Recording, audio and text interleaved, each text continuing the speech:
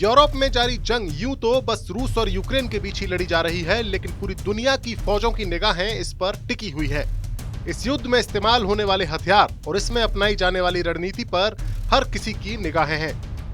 भारतीय सेनाएं भी यूक्रेन युद्ध पर करीब से नजर रख रही हैं और 19 अप्रैल को भारत ने अपनी सबसे कारगर क्रूज मिसाइल ब्रह्मोस के 2 ऐसे परीक्षण किए जिन्हें यूक्रेन युद्ध से जोड़कर देखा जा सकता है।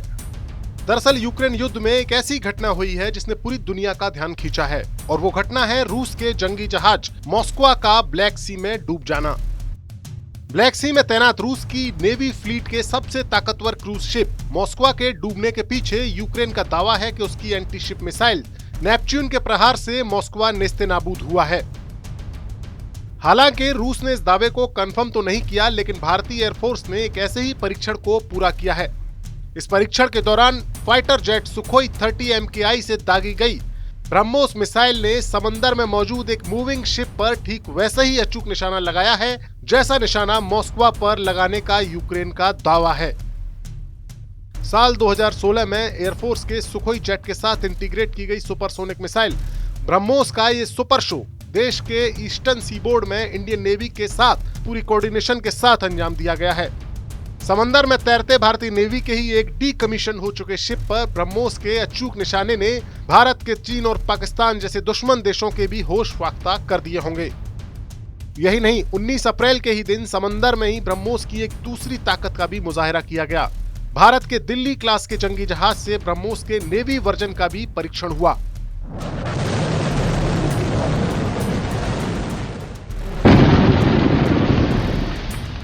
जानकारी के मुताबिक आईएनएस दिल्ली से पहली बार अपग्रेडेड मॉड्यूलर लॉन्चर के जरिए ब्रह्मोस के एंटी शिप वर्जन का भी पूरी कामयाबी के साथ परीक्षण किया गया। कुछ सप्ताह पहले भारत की एक ब्रह्मोस मिसाइल रास्ता भटककर पाकिस्तान जा गिरी थी, जिसके बाद से इस मिसाइल की सटीकता पर और इसकी क्षमता पर सवाल उठने लगे थे। लेकिन मंगलवार को एक ही दिन में आकाश और समंदर दोनों जगहों से लगे ब्रह्मोस के अचूक निशानों ने चीन और पाकिस्तान दोनों को सतर्क कर दिया होगा।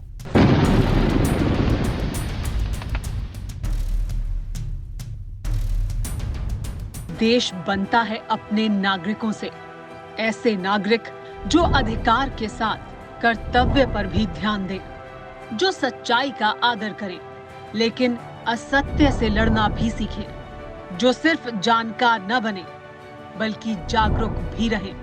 इस काम में TV9 डिजिटल है आपका मददगार लगातार, ताकि आप भीड़ का हिस्सा न बने बल्कि राह दिखाएं भीड़ को।